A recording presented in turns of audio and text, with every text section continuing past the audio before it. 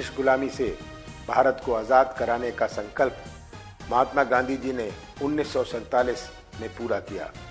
आज़ाद भारत को भारत देश की भौगोलिक काया सरदार पटेल की इच्छा शक्ति से मिली।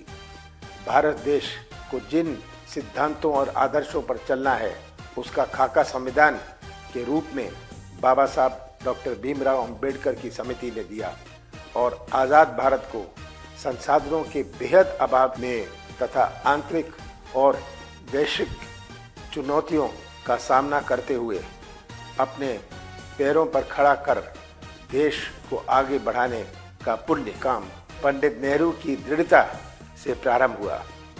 देश और देशवासियों के बीच एक पवित्र बंधन हमारा संविधान, भारत का संविधान 26 जनवरी 1950 को हमारे देश का गौरव बना। आज से 73 वर्ष पूर्व विश्व के पटल पर भारत देश ने अपने गठन के उद्देश्य और चलने की राह को संविधान के रूप में प्रस्तुत किया और हर भारतवासी ने उसे स्वीकार किया और उसके अनुसार चलना शुरू किया। भारत का एक संवैधानिक व्यवस्था के अनुसार 73 वर्षों का सफर अभूतपूर्व रहा। हमने विश्व के पटल पर अपनी अनोखी और महती छाप छोड़ी। हम सबसे बड़े लोकतंत्र बने और भारत की संस्कृति और परंपरा के अनुसार लोकतंत्र की जड़ें देश में मजबूत हुई। हमने आम जनता के भलाई के लिए समाजवादी विचारों को मजबूत किया। हमने देश के नागरिकों को न्याय और स्वतंत्रता सुनिश्चित कराई। हमने देश की एकता और भाईचारे को बढ़ाने की ओर लगातार मजबूत कदम उठाए। देश के नागरिकों को अधिकार और अवसर की समानता उपलब्ध कराई। भारतीय संस्कृति और दर्शन के अनुकूल हमारा देश चला, पर अब देश की परिस्थितियां बदली जा रही हैं। संवैधानिक मूल्य और संविधान सम्मत व्यवस्था का उल्लंघन किया जा रहा है। संविधान को अप्रभावी बनाने और संवैधानिक संस्थाओं को खोखला खिलौना बनाने का काम किया जा रहा है। लोकतांत्रिक व्यवस्था को असफल, अपदस्थ और अप्रभावी बनाने का कार्य किया जा रहा है। जनता के लिए और जनता के द्वारा शासन की व्यवस्था को आज देश में व्यक्ति के लिए व्यक्ति के द्वारा शासन व्यवस्था में बदला जा रहा है। देश को लोकतांत्रिक विकेंद्रीकरण से केंद्रीकरण की ओर बढ़ाया जा रहा है। देश को जिन नागरिकों ने गुलामी से आज़ाद कराया, आज उसी नागरिक से उसकी वैधता पूछी जा रही है। उसे उसकी देशभक्ति और राष्ट्रीयता प्रमाणित करने के लिए प्रश्न किया जा रहा है। नागरिक अधिकारों को चुनौती दी जा रही है। संवैधानिक व्यवस्था पर नित नए प्रश्न चिन्ह खड़े किए जा रहे हैं। आज का समय भारत के प्रत्येक नागरिक के लिए चुनौतियों से भरा हुआ समय है। आज देश और मध्य प्रदेश का हर वर्ग परेशान है, हर समाज परेशान है, हर घर चरम महंगाई के बोझ से दब रहा है। आम जन का जीवन यापन दुर्भर हो रहा है। युवा रोजगार के लिए भटक कर परेशान हो रहा है। किसान खेती की नई चुनौतियों से परेशान है। व्यापारी शोषण से परेशान है। कमजोर वर्ग अत्याचार से परेशान है। बहन बेटियां और बच्चे असुरक्षा और सम्मान बचाने को लेकर परेशान है।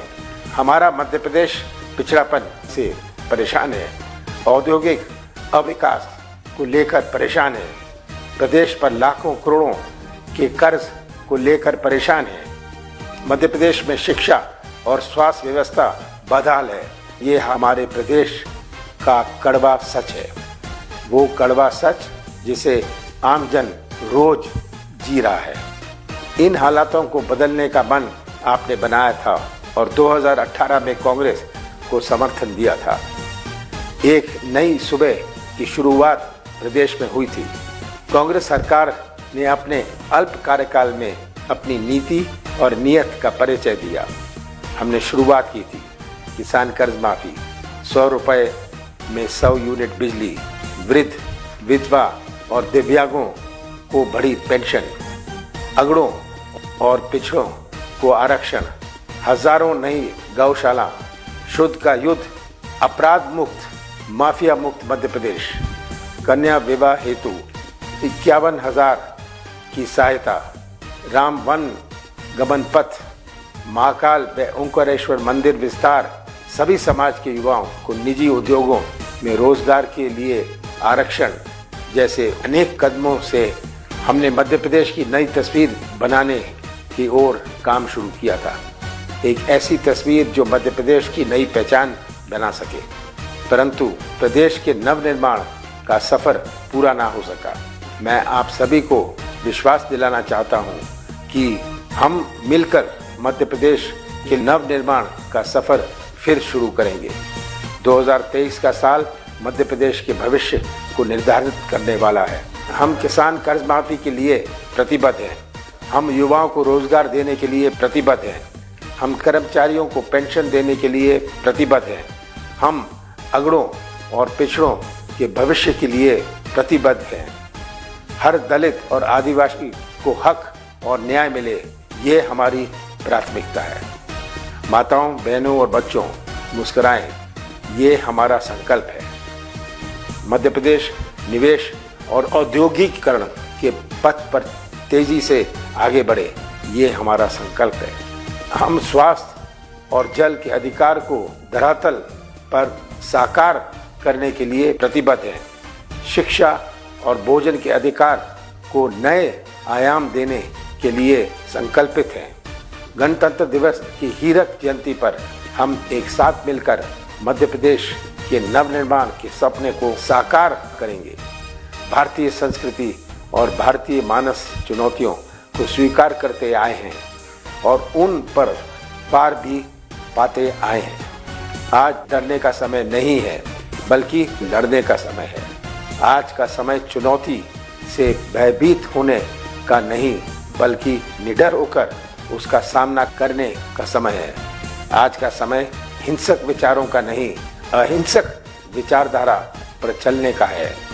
आज का समय भारतीय संस्कृति के अनुसार चलने का है। गौतम बुद्ध, महावीर स्वामी और गांधी की विचारधारा पर चलने का है। भारतीय सभ्यता ने 10,000 साल के इतिहास में ऐसी अनेक चुनौतियों का सामना किया है और उस पर विजय भी प्राप्त की है। सत्य, अहिंसा, शांति, उन्नति, प्रगति, नैतिकता, प्रेम और आनंद भारतीय संस्कृति के मूल आधारों में है। इसी दर्शन को लेकर राहुल गांधी जी देश में भारत जोड़ो यात्रा पर निकले। देश और मध्य प्रदेश बढ़ चढ़कर भारत जोड़ो यात्रा का हिस्सा बना और भारतीय दर्शन का खुलकर समर्थन किया। कश्मीर से कन्याकुमारी एक है, यही भारत जोड़ो यात्रा का मूल संदेश है। आज हमें भारत के मूल दर्शन को पुनर्बल देते हुए आत्मसात करने के नए संकल्प के साथ आगे बढ़ना है। मैं आप सभी से अनुरोध करता हूं कि आप सत्य का साथ दीजिए, आप देश का साथ दीजिए, आप भारत की लोकतांत्रिक संस्कृति का साथ दीजिए, आप भारत और प्रदेश के भविष्य के लिए संविधान के साथ खड़े होइए। अपने और अपने बच्चों के भविष्य के लिए शांति, भाईचारे, प्रेम और एकता का साथ दीजिए। यही भारत देश का मूल भाव है, यही भारत की संस्कृति है। जय हिंद, जय मध्य प्रदेश, जय संविधान।